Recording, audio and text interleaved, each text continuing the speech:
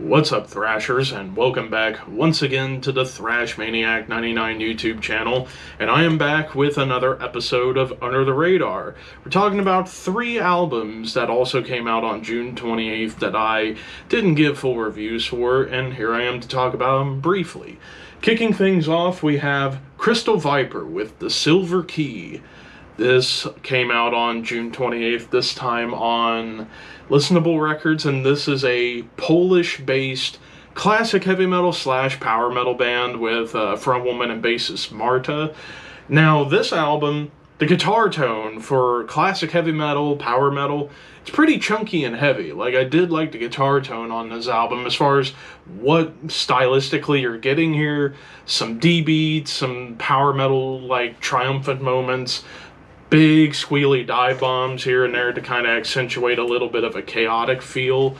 There's some even blast beats coming in here and there on a couple tracks here and a couple of tracks there. Even some thrashy energy going on, twin lead attacks, even some minor growl vocals come in very sparingly. The lead work, shreddy, like I said, twin leads, even some tremolo riffs kind of come in to add a little bit more aggression to the songs. Even one track was like all keyboards and organ and such. And then ends with an alright cover of Bathory's Gods of Thunder, of Wind, and of Rain. However, the biggest problem I had with this album was the vocals. Marta's vocals, kind of fluctuated on this album. Like, after the intro track and then it gets into the true opening song, her vocals sounded weird. And over time, the vocals on some songs, she sounds fantastic, but then there are other songs, especially in the high-tempo tracks, her vocals are just off. They're not terrible, just off. So because of the inconsistency of the production with the vocals, well, not the production of the vocals, but the vocal performance, as well as some songs feeling very similar to one another and they just run together, I'm going to give this a 3 out of 5. I think it's a solid album. Perhaps with another album down the pike, maybe I'll get into these guys more. But now let's talk about the second album, and that is Altar of Oblivion with In the Cesspit of Divine Decay.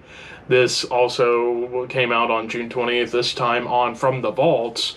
This is a Danish classic heavy metal / doom metal band, and this one, murky, heavy guitars, doomy riffs, somber melodies that can almost be like My Dying Bride at times.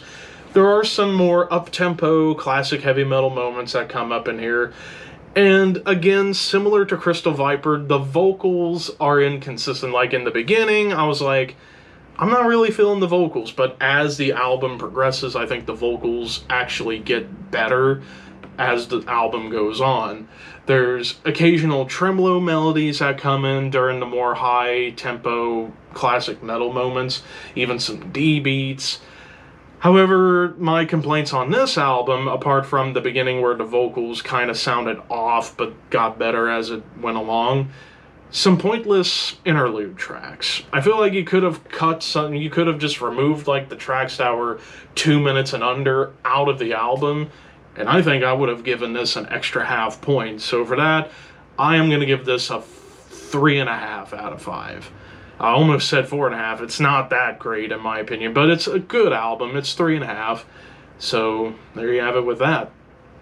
And then, of course, to the third and final one, and I was almost considering reviewing this in full, but I'm talking about Hail Spirit Noir with Fossil Gardens.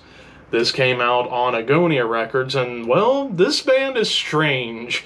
I checked out one of their albums, Mayhem in Blue, I believe that was 2016, and I kind of forgot about this band, and then I saw a new album, like, okay, I'll check this out.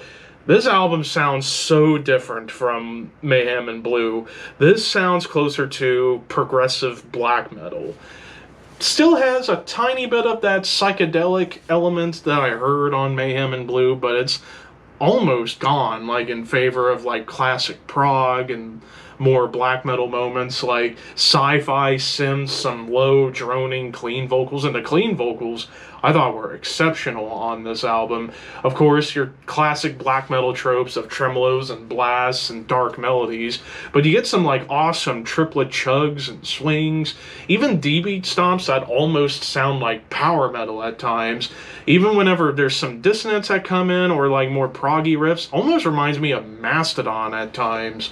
It gets doomy at times, it also gets quite triumphant, and more organs. I always love hearing organs in metal because it just gives it that like funeral dirge kind of atmosphere. And really with this one, not really much to complain about, if anything at all. So I'm going to give this a 4 out of 5. I thought this was a great album and could be on my year-end list, possibly. But of course, those are just my opinions. What did you guys think? Let me know in the comments below, and as well as the albums themselves in the description. Check them out. Like, comment, share, subscribe. Thank you for watching. Keep your horns high and your dreams wet. Thank you for your patronage.